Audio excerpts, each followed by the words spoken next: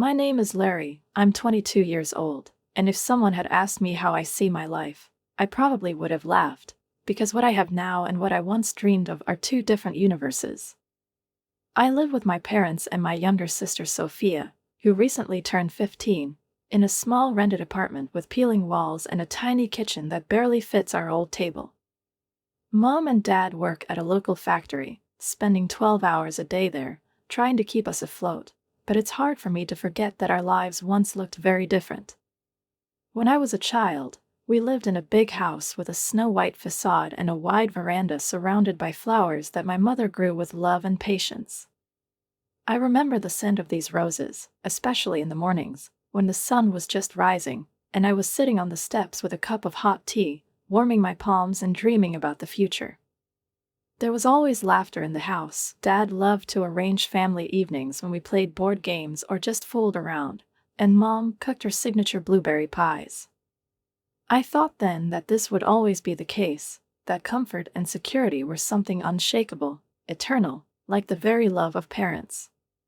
But at one point, everything went awry. The business that had been bringing stability and confidence to our family for many years suddenly began to crumble. At first, there were small losses that seemed to be manageable, then there were delays in payments, and soon we found ourselves in such a debt pit that even selling the house could not save us. I still remember the day when we left our cozy home forever.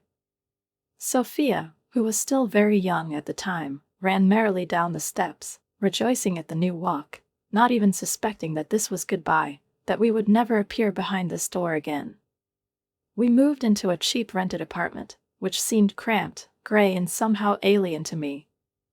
The space narrowed, the air became heavier, and my conversations with my parents turned into short, restrained phrases, in which tension could be seen from time to time. I didn't have enough money, and in order to help my family in any way, I got a job at a small cafe owned by Joe, a friend of my father's. After school, I'd put on an apron and serve coffee to people who used to come to our dinners, sit at our table, and discuss deals with Dad. I watched them glance at me, barely recognizing me, and felt the bitter irony of fate building up inside me. Meanwhile, Sophia continued to live in her own world, where there was no shortage of money, where all desires were fulfilled on demand. She asked for a new phone, designer clothes, trips, expensive gifts, and somehow her parents found the opportunity to give it to her. I didn't understand where they were getting the money from if they were barely coping with their debts, but every time I tried to talk about it, Mom just shook her head and said, "We don't want her to feel different, not like her friends." But how could she feel the difference if no one told her about it? While I was counting every penny, saving for travel and textbooks, while I was working overtime to help in some way, Sophia continued to smile and rejoice, as if nothing had changed. Sometimes it seemed to me that she and I lived in two parallel worlds, where my world was a struggle and hers was an endless childhood. When I received my college acceptance letter, it was a moment when, perhaps for the first time in a long time, I felt that my future was not just a series of compromises, but something worth fighting for.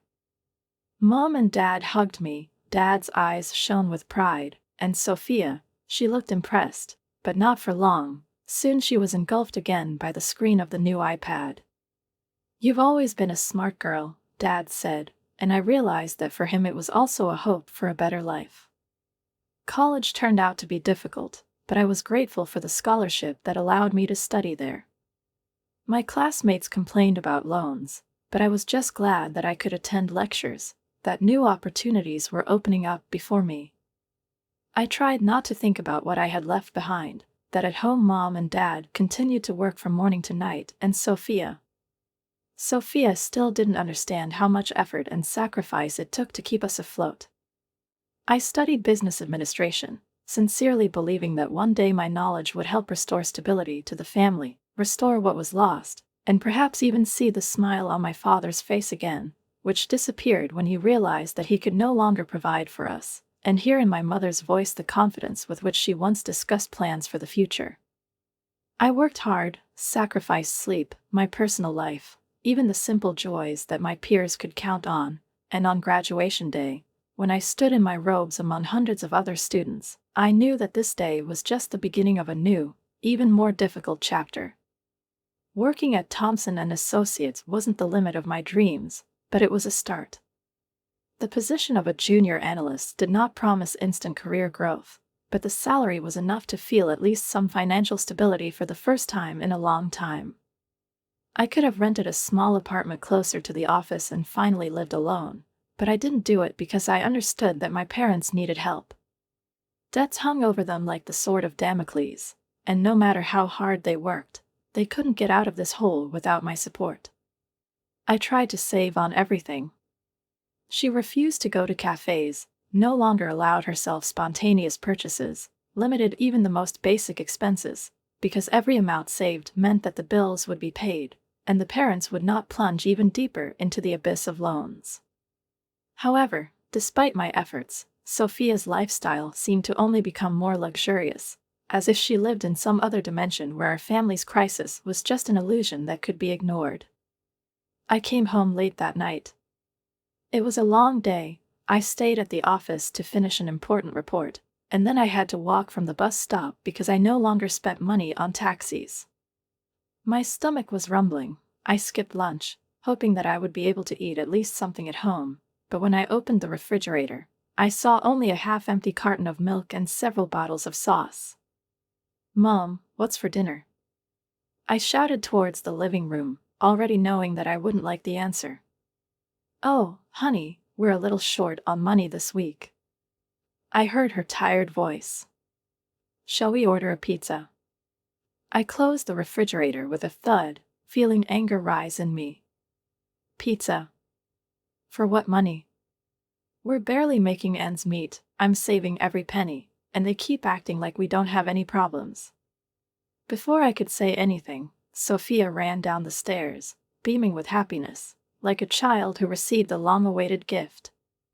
She was wearing a new designer jacket with the price tag still hanging off it. $300. I froze. $300 was enough to live on for 2 weeks, buy groceries, pay bills, and breathe a little more freely, but instead it went to my sister's next whim. Where did this jacket come from? I clenched my fists, barely able to contain my anger. Isn't she cute? Sophia batted her eyelashes, spinning in front of the mirror. Melissa and Ashley bought the same ones. Mom said I can take them too. I turned abruptly to my mother. Mom, are you serious? We don't have any food at home, but Sophia needs another jacket. Mom sighed wearily, using that patronizing tone that made me want to scream. Larry, she has to keep up appearances at school. You know how teenagers are. Yes, Larry, Sophia interjected, rolling her eyes. You don't understand what it's like when all your friends are wearing new items, and you're the only one wearing old ones. It's a shame.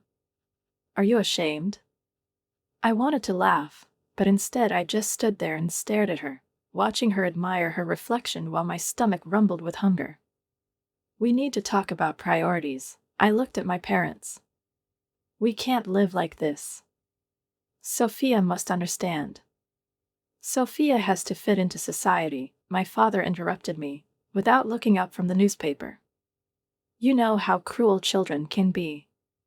All those rich girls with their fancy clothes. I stopped trying to argue. How can I compete with Sophia's complaints, her tears, and her parents' endless excuses? While I was tracking every penny I spent, my sister's friends raised the bar higher and higher, and my parents continued to do everything possible to satisfy her desires, even if it meant that we would be left without dinner. It all started with $11,000. I saved this money slowly, saving for my salary, saving for everything, saving in case of unforeseen circumstances, because I knew too well how fragile our lives were.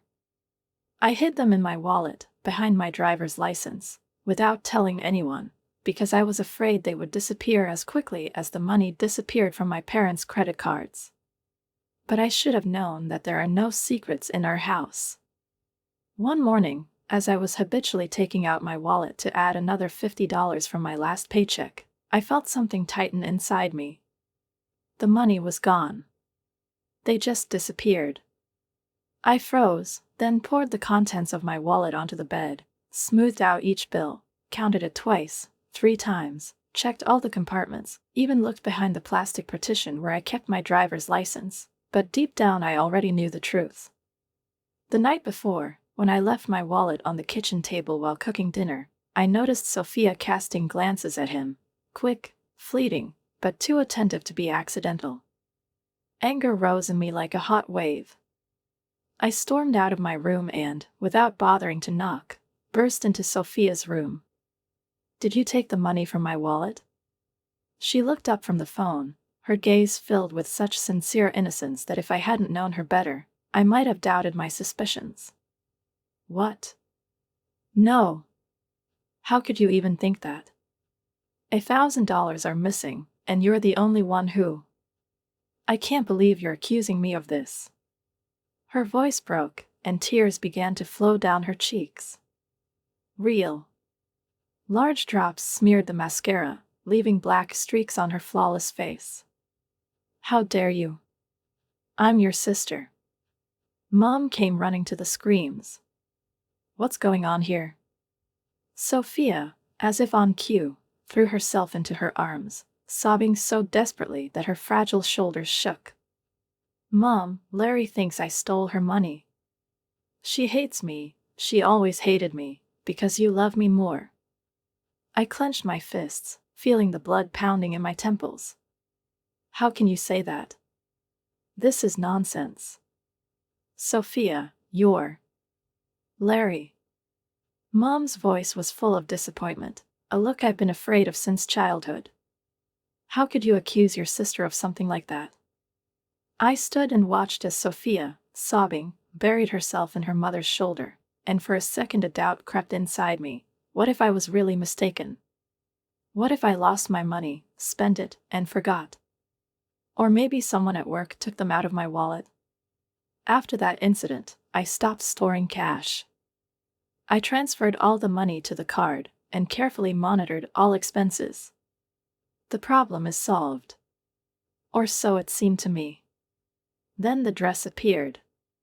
I was doing the laundry when Sophia flew into the house, all radiant, in what seemed to me at first glance to be a real Valentino, a thin, flowing fabric, a perfect cut, a thing that cost more than a month's rent of our apartment. "Where did you get it?" I asked, clutching the damp sheet in my hands. Sophia casually ran her hands over her skirt, smiling frivolously. "I've had it for 100 years. Mom! Dad!" I shouted towards the living room. "Did you buy Sophia another expensive dress?" They both left the room. Dad frowned. "No, of course not. We didn't buy any dresses." That's when an alarm bell rang inside me. Where could a 15-year-old girl get a Valentino? The thought sent a chill through my skin. Was she shoplifting? Did you get involved with a bad company? Was she selling drugs? That night, I sat at my desk, going over all the possible scenarios in my head, and one was worse than the other. And then I remembered about the map. With trembling fingers, I logged into online banking and requested a statement for the last month. 2 days later, an email arrived at my email address. I opened the attached document, and my eyes immediately caught on 3 transactions. $895, Nordstrom. $750, Saks Fifth Avenue. $1,200, Neiman Marcus. I felt dizzy. I slowly ran my finger across the screen, rereading it over and over, hoping I was wrong, but the numbers remained the same. Then I delved into the details of the purchases. Cocktail dress, size XS. Silk blouse, size S. Shoes, size 36.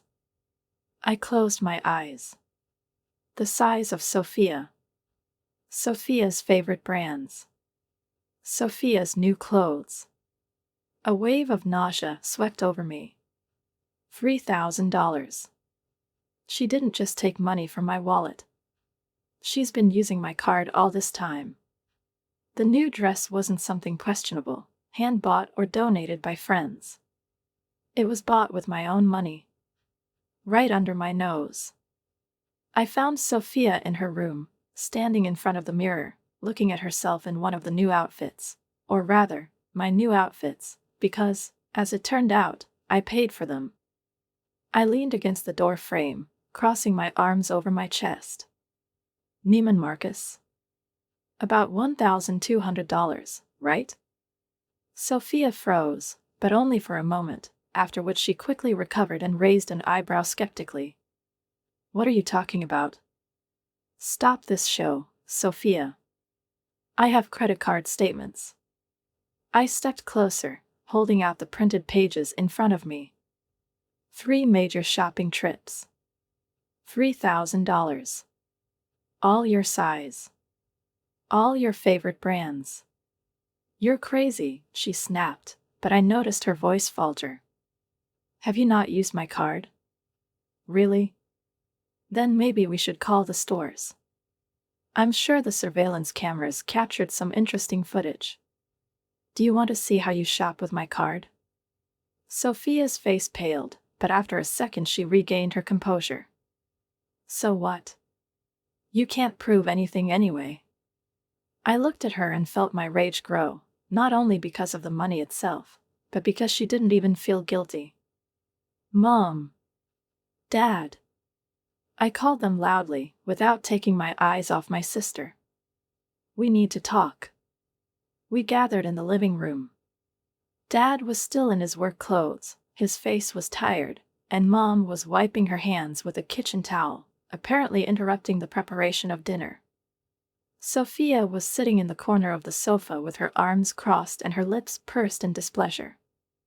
I spread out the bank statements on the coffee table and pointed at them with my finger. Take a look. Sophia used my credit card, spent $3,000 on clothes.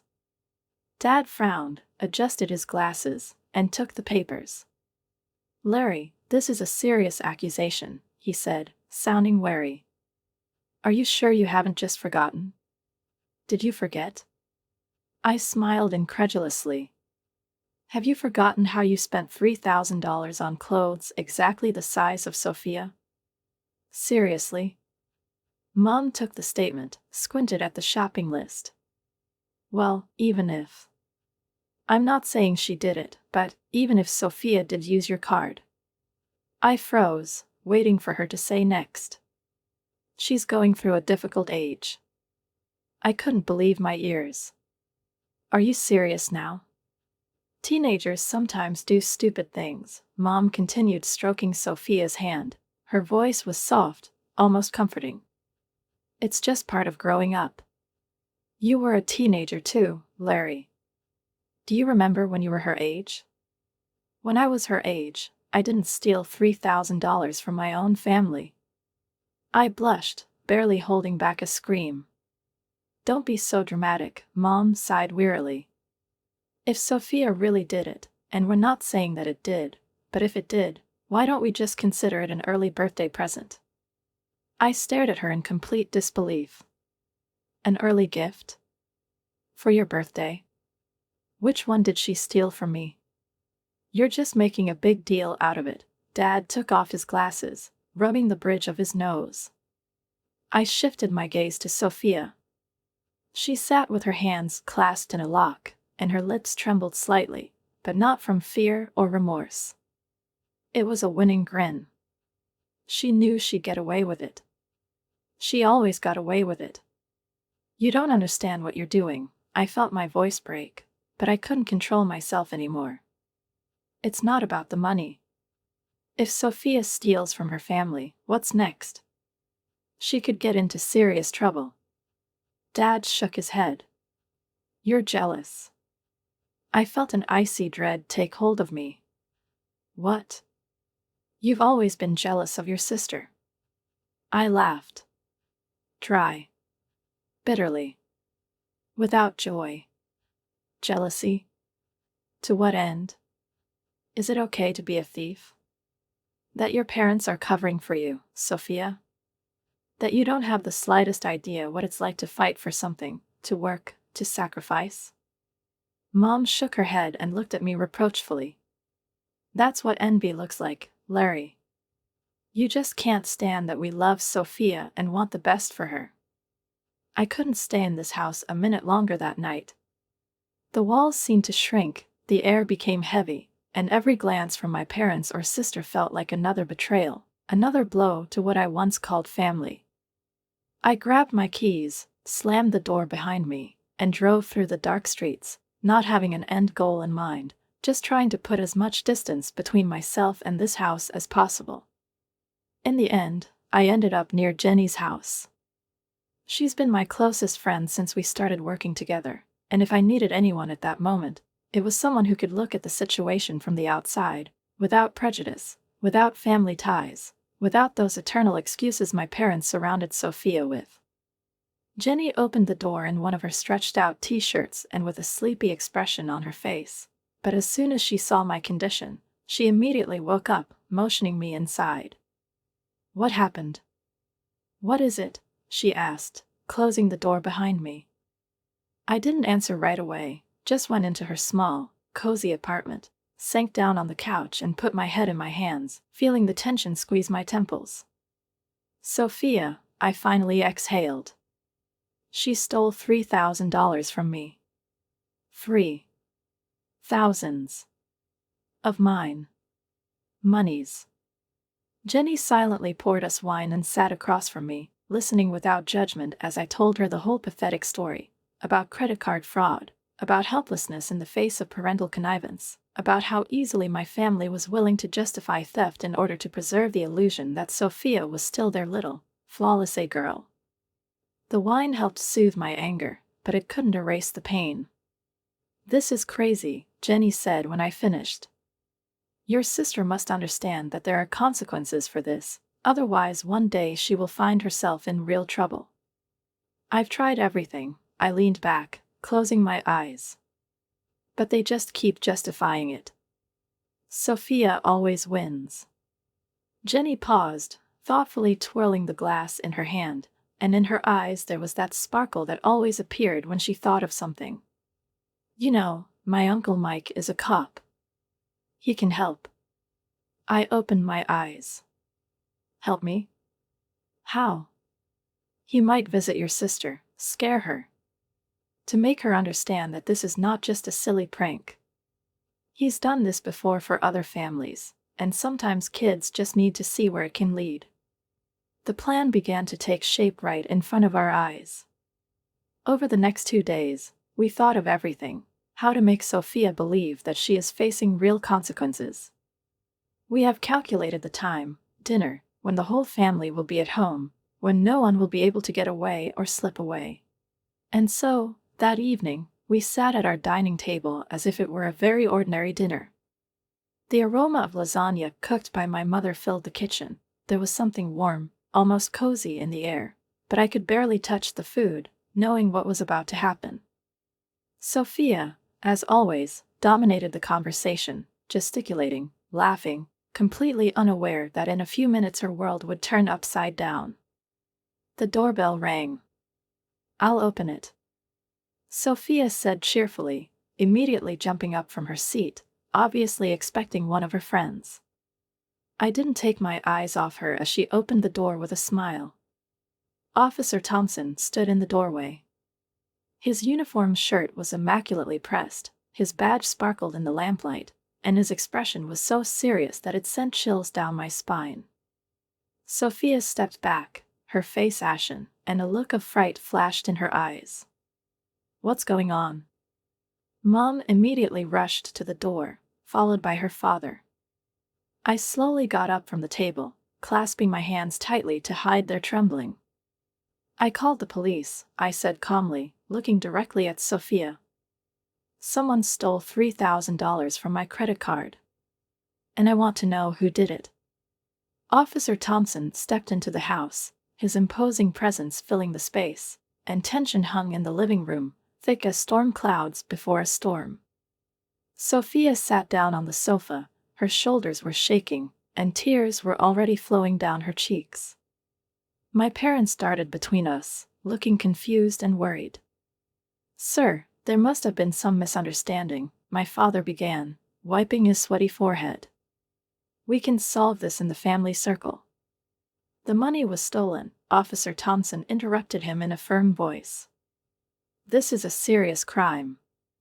In such cases, we are obliged to conduct an investigation."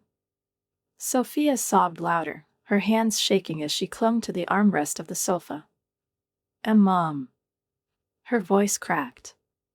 "Tell them it's a mistake."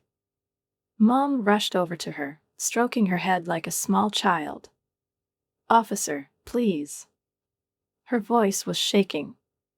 "She's just a girl. She's 15. We can." "A girl?" I stepped forward, barely able to contain my anger. "She stole $3,000 and didn't feel a drop of guilt." The officer paused, then looked directly at Sophia. "Girl, do you understand that you can get a real term for credit card fraud?" Sophia jerked her head up, her eyes wide with horror. "Wait, but I... How many times have you used someone else's card?" I don't. Her gaze darted between me, Mom, and Dad, and her lips were trembling. She didn't know what to say. For the first time in her life, Sophia couldn't get away. "Miss Sophia," Officer Thompson began, his voice steady but with a hint of severity tinged with professional restraint. "We have substantial evidence of credit card fraud committed from this address." He slowly took out several sheets from the folder, slightly tilted them forward so that Sophia could see even if she didn't want to. "Transaction records, surveillance videos from stores, witness statements, everything points to your involvement." Sophia sobbed loudly, covered her face with her hands, and her shoulders shook, but the officer did not even pause, continuing to speak confidently, steadily, not allowing emotions to interfere with the main thing. "I've seen cases like this before." He looked at her carefully, as if studying her. "Good kids from good families who thought they could get away with a little theft. They are sure that if their parents cover for them once, twice, 3 times, then it will always be like this. But do you know where most of them end up?" He paused, letting the question hang in the air. Sophia shook her head slightly, tears streaming down her cheeks, smearing the leaking mascara, her hands helplessly clutching the armrests of the sofa. "I remember one girl about your age," he continued, knitting his eyebrows. "She started by stealing from her family. Everyone thought it wasn't that big of a deal. That everything is under control. I had to arrest her last month. Now she faces a real prison sentence." He leaned forward slightly, his voice quieter, but that only made it more meaningful. "Is that what you want for yourself, Sophia?" Mom, who had been standing nearby in confusion, was alarmed, raised her hands, as if wanting to stop this conversation. "Officer, please." But he raised his hand, not letting her interrupt. "Ma'am," he said firmly, "your daughter needs to understand the seriousness of her actions. Credit card fraud is a criminal offense." Mom just hugged Sophia tighter, shaking her head, but the officer continued. "Right now, we can deal with this within the family if the money is returned and this behavior stops immediately." He paused, then looked at Sophia intently, coldly. "But if this continues..." His voice trailed off, but the hint was so obvious that even Sophia, trembling, understood where he was going. I watched from the doorway as my sister collapsed under the weight of her actions, for the first time faced with real consequences, and not with my mother's usual, "Well, she's just a child," or Dad's, "Don't be so cruel." When Officer Thompson left, I hoped that my parents would finally see reality. That maybe this moment will be an epiphany for them. I couldn't have been more wrong. As soon as the door closed, Mom attacked me with a fury I'd never seen before. "How dare you?" Her face contorted with anger, and her voice rose to a scream. "How the hell do you dare bring the police into this house?" I took a step back, startled by her tone. Mom never said that. She never swore. Mom, she stole $3,000. I tried to defend myself, but she wouldn't listen. She's 15 years old. She cried out hysterically, throwing up her hands. She's a child, and you set the police on her. What kind of person are you? What kind of monster are you? I tried to help her. I exclaimed, feeling a dull pain constrict in my chest. She must understand. You weren't trying to help, Mom interrupted me, her voice trembling. You're just jealous. You've always been jealous of Sophia. I froze, trying to process what I'd heard. Are you serious now? You're just a selfish, ungrateful piece of trash, she hissed, and I couldn't believe those words belonged to my mother. Dad, who had been silent before, finally stepped forward. His voice was low but icy. Get out. I blinked at him. What? Get out of this house. Dad. You're not my daughter. His eyes, once warm and loving, were now filled with cold rage. My daughter wouldn't do that to her sister. I looked around. My mother's face, contorted with anger. His father's cold, indifferent expression. And Sophia. She was still sobbing, but her lips barely twitched. A winning grin. She knew she had won. The next morning, I packed my life into boxes and suitcases. It's amazing how 17 years of memories can fit into such a small space. Everything I put in my bag reminded me of something. A graduation photo of my mom hugging me, beaming with pride. The mug I used to drink coffee from every morning before class. The blanket my mom gave me for Christmas many years ago. I left this blanket. I left everything that connected me to this house. And she left.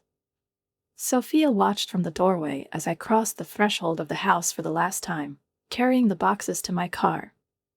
She didn't offer to help, and I wasn't even expecting it.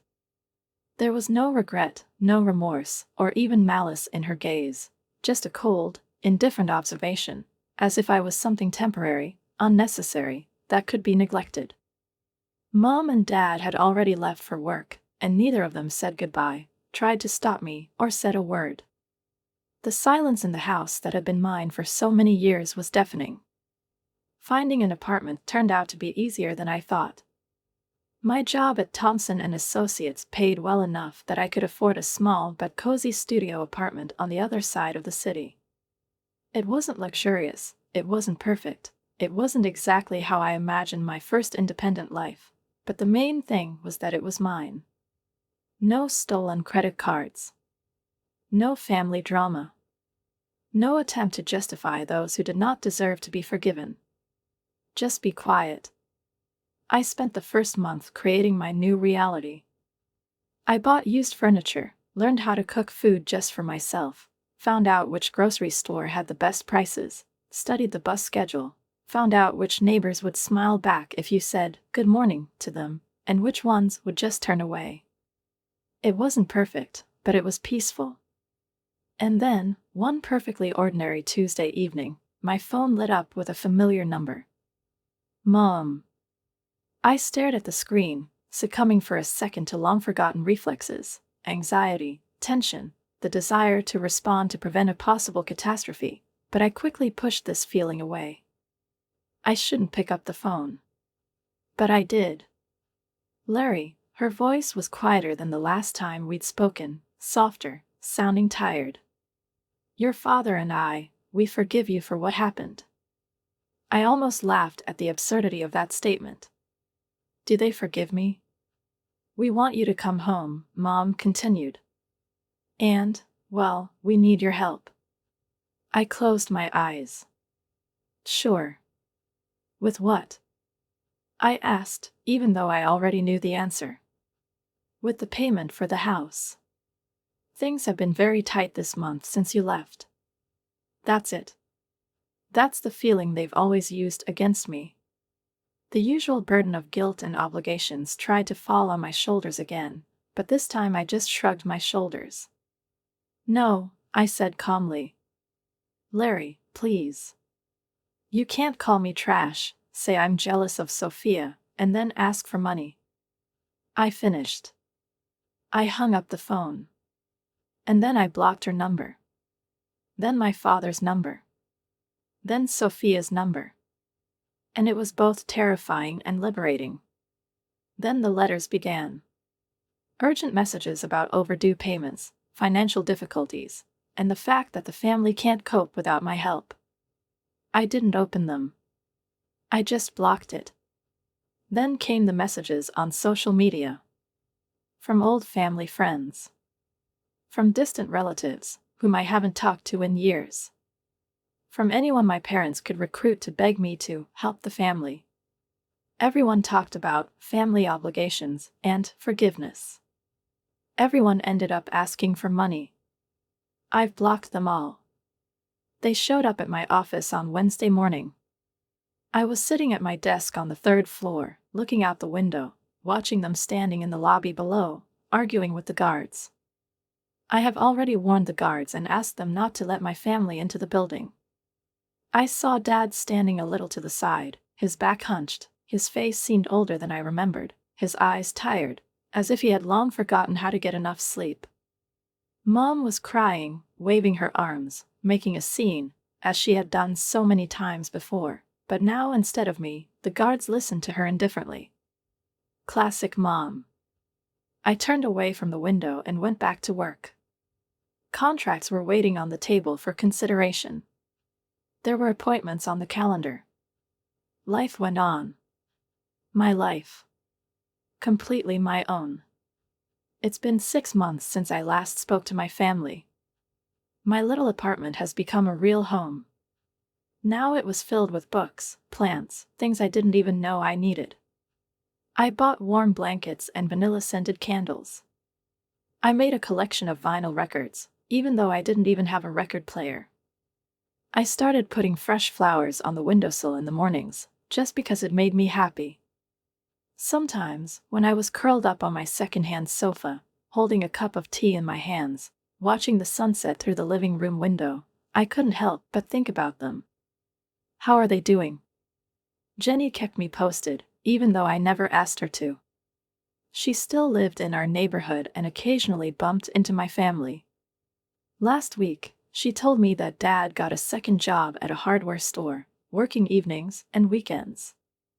The image of my father, already exhausted by years in the factory, now spending his nights putting goods on the shelves, settled heavily in my chest. Now he's working himself to exhaustion because they can't make ends meet without my help. The bank, as Jenny told me, is working with them on loan restructuring, but it is not a charity, and no one is going to write off their debts. Mom, according to her, makes tearful visits to the branch, playing the same card of sympathy that she has been using towards me for so many years. We are having difficulties. We are just trying to protect our family, you understand. We are people, not just numbers in your system. My daughter, a teenager, is going through a difficult period. She needs to feel like everyone else. But banks don't get sentimental. They don't care about crying mothers. All they want is their money. And my parents are running out of options. Their standard of living has dropped significantly since I left. No more shopping trips for Sophia. No new gadgets or designer clothes. No sudden little joys that I always paid for. Jenny said she saw Sophia in the same outfit twice in 1 week. 6 months ago, this would have been unthinkable. Part of me hopes that this teaches her a lesson that my parents could never have taught her. But I'm not optimistic. Sometimes, usually late at night, when the world around you seems too quiet, guilt creeps in. I think about Dad, about his rough, overworked hands, about those fingers, dotted with small cuts and calluses, who for so many years clutched tools in the factory, and now they are sorting through boxes in the hardware store instead of resting. I think about my mother, who, no matter what, remains my mother. I even think about Sophia, who at 16 is still more of a child than an adult, shaped by years of unconditional support from parents who never let her know what it means to face reality. But then I remember that night. The night they kicked me out. I remember my mom calling me trash. I remember how my father disowned me, as if I wasn't his daughter. I remember Sophia grinning behind her fake tears, knowing she had won. I remember how for years I gave away everything I had, and in return I was seen only as an ATM, but not as a daughter. And then the guilt disappears. Determination replaces it. The determination to protect the world I've finally built. My friends tell me that I should try to reconcile. A family is a family, no matter what. But they don't understand. They don't understand that reconciliation requires an awareness of guilt on both sides. And my parents don't think they did anything wrong. They don't want reconciliation. They want their human ATM back. Sophia probably doesn't think about me for a second, except when she realizes she's lost her unlimited shopping budget. Maybe someday things will be different. Maybe Dad will realize that his protection of Sophia has done more harm than good. Maybe Mom will realize that love isn't measured by designer labels and credit card bills. Maybe Sophia will grow up and realize what she lost when she betrayed my trust. Maybe they'll start missing me. For me, as a daughter, not as a source of money. I'm building my own life. I was promoted at work last month. I'm thinking about buying a house instead of renting it. I get to know myself without the burden of family obligations that have weighed on me since childhood. I'm discovering that you can miss someone and still know that you're better off without them.